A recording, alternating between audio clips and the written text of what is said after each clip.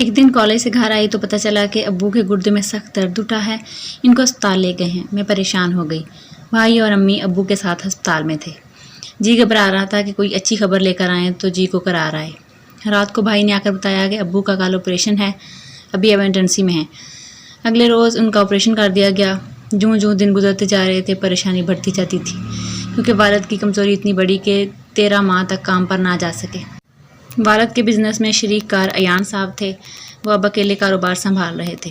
وہ روز شام کو ابو کی مزاج پرسی کو آتے، علاج کے لیے رقم اور 2-4 باتیں تسلی کی کہہ جاتے تو دل کو بڑی ڈھارس بن جاتی۔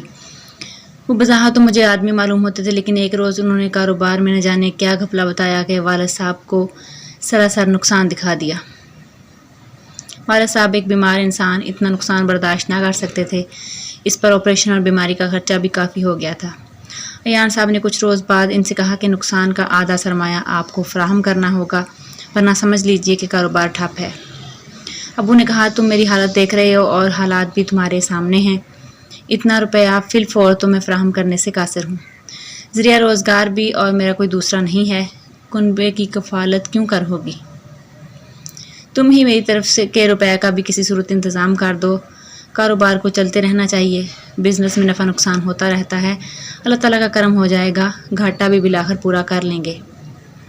بس مجھ کو کچھ دن کی مہلت چاہیے، انشاءاللہ صحیح ہوتے ہی پھر سے تمہارا بازو بن جاؤں گا۔ ہمارا کنبہ کافی بڑا اور والد ہی واحد کفیل تھے، لہٰذا ایان صاحب کی خوشامد ہماری مجبوری بن گئی۔ وہ روز آتے، مجھ سے چائے بنوانے کی فرمائش کرتے، کبھی کہتے کہ آج تمہارے ہاتھ کا کھانا کھانے کو جی کر رہا ہے، تم پکاتی بہت اچھا ہو۔ میں ان کو انکل کہتی تھی، اگرچہ ان کی کوئی اولاد نہ تھی، اگر ہوتی تو میری جتنی ان کی بیٹی ضرور ہوتی۔ وہ ہر ماہ معقول رقم خرچ کی ہم کو عنایت کرتے، کیونکہ کاروبار جو مشترکہ تھا، لہٰذا ہمیں ان سے خرچہ کی رقم لینے میں عار نہ تھا۔ البتہ ان کی نیت نئی کھانے پینے کی فرمائشوں سے الجھن ضرور ہوتی۔ اس طرح میں ٹھیک طرح سے پڑھ نہیں پاتی تھی۔ امی سے اپنی کوفت ظاہر کرتی تو کہتی بیٹی کیا کریں، ہماری مجبوری ہے اور ان کی بھی۔ تمہارے ابو لاغر پڑے ہیں تو ایان صاحب بھی بیچارے کب سے گھر کے کھانوں کو ترسے ہوئے ہیں، اس گھر کو اپنا گھر سمجھ کر آتے ہیں۔ قصہ یہ تھا کہ ان کی بیوی عرصہ ہوا وفات پا چکی تھی اور انہوں نے ابھی تک دوسری شادی نہیں کی تھی۔ گھر میں اکیلے رہتے تھے، 1-2 ملازم تھے، بزنس میں دن رات مصروف رہے، شادی کی طرف دھیان کیا بھی تو نہ ہو سکی۔ وہ چاہتے تو تھے کہ دوبارہ گھر بسا لیں مگر نہ بنا سکے۔ وجہ کا علم نہیں، لیکن اب جو انہوں نے ابو کی بیماری اور تیمارداری کے سبب ہمارے گھر کو اپنا گھر آنگن بنا لیا اور والدہ کو 2-1 بار اپنے گھر کو بسانے کا اشاروں کنایوں میں تذکرہ کیا تو وہ یہی سمجھی کہ اس نیک کام میں وہ نیک نیتی سے ان کی مدد چاہتے ہیں، تاکہ وہ کسی اچھی خاتون سے ان کا رشتہ کروا دیں، تاکہ کسی شریف گھرانے سے تانتا جڑ جائے۔ والدہ کے تو وہی وہم و گمان میں بھی نہ تھا کہ ان کی خاص عنایتیں ہم پر یوں ہی نہیں ہیں بلکہ مجھ کو دیکھ کر ان کی نیت میں فطور آ چکا ہے۔ ایک روز انہوں نے بالآخر موقع پا کر والدہ سے مدعا بیان کر دیا کہ اگر وہ میرا ہاتھ ان صاحب کے ہاتھ میں دے دیں تو اس گھر کی سب پریشانیاں وہ اپنے دامن میں سمیٹ لیں گے۔ میرے بہن بھائی اور 2 بہنیں جو ان دنوں فیس نہ دے سکنے کی وجہ سے اسکول چھوڑ کر گھر بیٹھے تھے، دوبارہ اسکول جانے لگیں گے، اور ان کے حصے کا نقصان جو بطور ادھار رقم کاروبار میں ڈال کر ان کو اپنا بزنس پارٹنر برقرار رکھا ہے، اس کو خود برداشت کر کے قرض معاف کر دیں گے، ورنہ تو جو خرچہ انہوں نے والد کی بیماری پر خرچ کیا تھا وہ بھی ادا کرنا ہوگا۔ امی جان نے بہت عاجزی سے اصرار کیا کہ تھوڑی سی مہلت دے دیجئے، میرے شوہر کو ٹھیک ہو لینے دیجئے، آپ کی ساری رقم ادا کر دیں گے، مگر ایان صاحب کسی صورت نہ مانے۔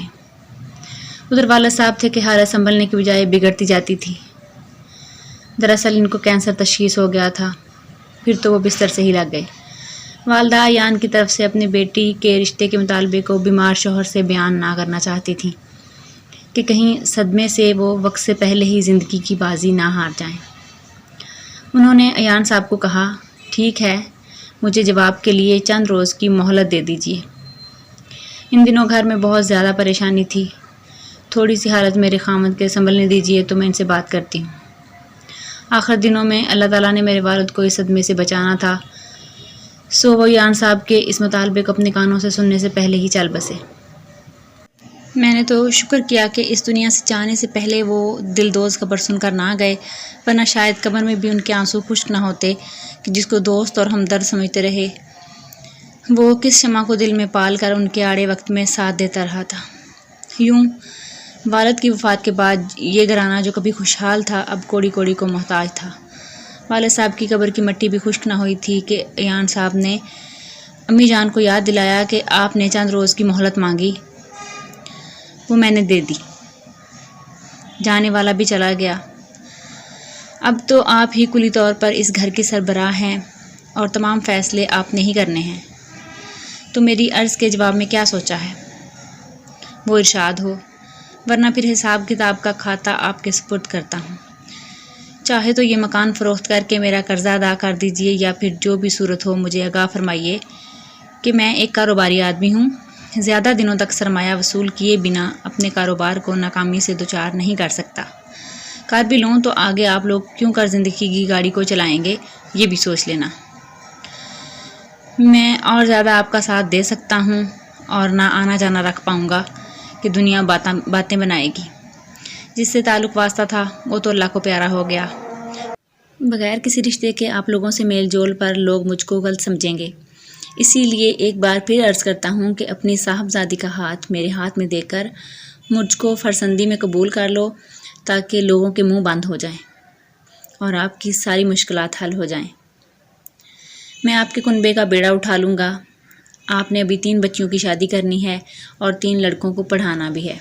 ایان صاحب کی طویل تقریر سے والدہ کو چکر آنے لگے، وہ مہر بلب تھیں مگر آنکھوں سے آنسو بہہ رہے تھے۔ میں ساتھ والے کمرے کے دروازے سے کان لگائے سب سن چکی تھی۔ تب میں نے ہمت کی اور سامنے آ گئی۔ میں نے کہا، ایان صاحب، پہلے آپ کو چچا اور انکل کہتی تھی، مگر آپ کے پاکیزہ اور مبارک خیالات معلوم ہو جانے کے بعد پچھلے رشتوں کو متروک کرتے ہوئے آپ کی پیشکش کو قبول کرتی ہوں۔ والدہ عدت میں ہیں، یہ مدت گزر جانے دیجیے، اس کے بعد آپ مٹھائی لے آئیے گا، مجھ کو آپ کی پیشکش قبول ہے۔ امی نے بوکھلا کر میری جانب دیکھا۔ میں نے امی کو گلے سے لگایا، تسلی دی۔ ایان صاحب خوش خوش بغلیں بجاتے چلے گئے۔ یہ تم نے کیا کہہ دیا میری بچی؟ وہ مجھ سے جیسے فریاد کناں ہوں۔ امی، ایک جان جانے سے اگر اتنی جانوں کا بھلا ہوتا ہو تو عقل مندی اسی میں ہے کہ ایک جان کی قربانی دے دی جائے۔ قربانی بھی تو اپنے ہی اپنوں کے لیے دیتے ہیں۔ سوچئے ذرا، میں میٹرک پاس اور آپ کے سارے بچے بھی مجھ سے چھوٹے۔ یہ حضرت مکان بھی ہمارا بکوا دیں گے، ان کا قرضہ پھر بھی ہم نہیں اتار سکیں گے۔ اپنے گھر کی چھت تو بچا لیجئے۔ یہ مکان بک گیا تو کیا اتنے بچوں کو لے کر سڑک پر بیٹھیں گی؟ آپ کی 3 جوان بچیاں ہیں، ان کو لے کر کہاں جائیں گی؟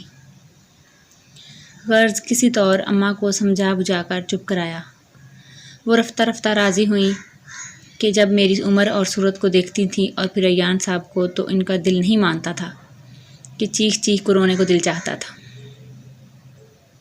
میں نے اپنے ارمانوں کا گلا دبایا اور خواہشوں کو موت کی گہری نیند سلا کر ایان صاحب سے شادی کر لی۔ یوں میں زخمی ہو کر رضا رضا حالات کی قسم پرسی سے گزر گئی۔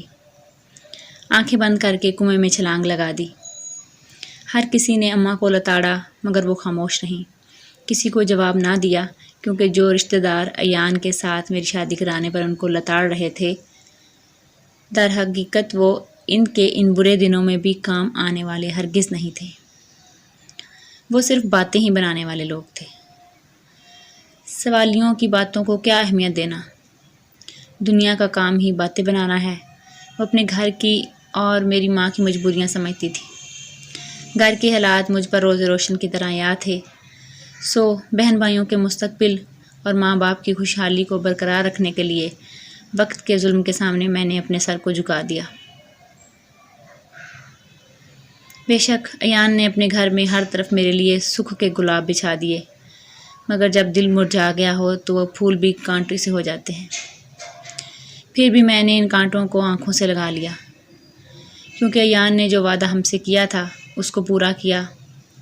میری بہنوں اور بھائیوں کو تعلیم دلوائی، ان کی شادیاں کیں اور میرے مکے کا تمام خرچہ اٹھایا۔ وہ عمر میں مجھ سے دگنے ہیں مگر برے آدمی ہرگز نہ تھے۔ وہ 100 مواصلات کے پابند اور قول و قرار کے کھرے تھے۔